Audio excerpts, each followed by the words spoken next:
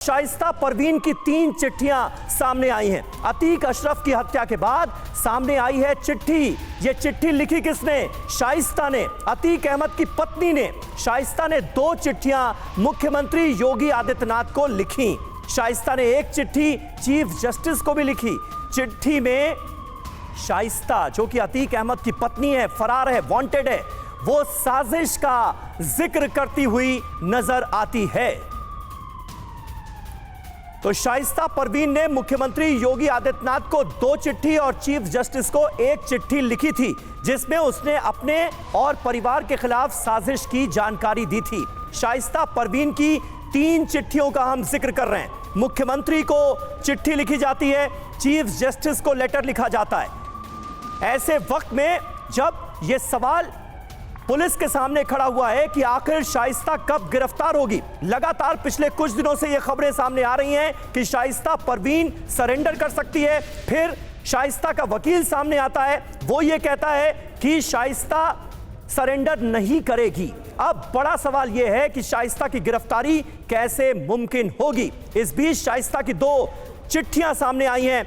इनमें से एक चिट्ठी 27 फरवरी और 1 मार्च को, यानी 2 चिट्ठियां जो मुख्यमंत्री योगी आदित्यनाथ को लिखी गई हैं, उस पर तारीख पड़ी है 27 फरवरी और 1 मार्च की। 2 चिट्ठियां लिखी गई हैं यूपी के सीएम योगी आदित्यनाथ को, और एक चीफ जस्टिस को भी चिट्ठी लिखी है शाइस्ता ने।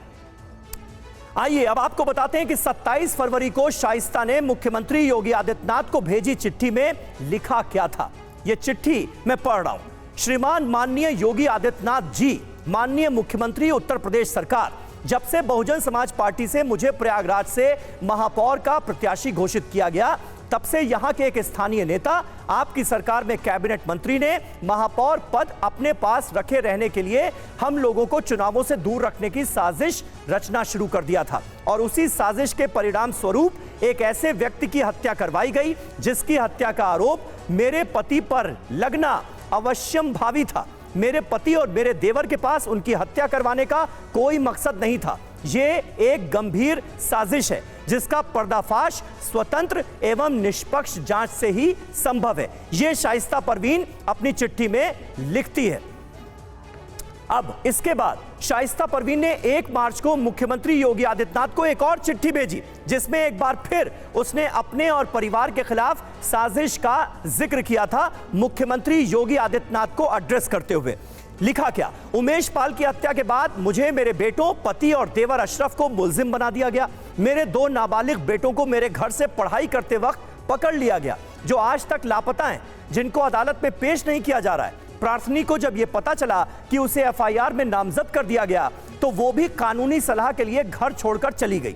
दिनांक 26-27 फरवरी आधी रात को पुलिस घर का ताला तोड़कर अंदर घुस आई और 1.5 लाख रुपए नकद और 7 लाख के जेवर उठा ले गई, और मुझे और मेरे बच्चों को फंसाने के लिए घर में अवैध असलहे रख दिए गए। ये सारी कार्रवाई मुझे राजनीति से दूर रखने के लिए की जा रही है, जो कि प्रयागराज के एक कैबिनेट मिनिस्टर और उनकी पत्नी के इशारे पर हो रहा है। ये शाइस्ता परवीन ने दूसरी चिट्ठी में जिक्र किया है। ये दोनों ही चिट्ठियां मुख्यमंत्री योगी आदित्यनाथ को एड्रेस करके लिखी गई हैं।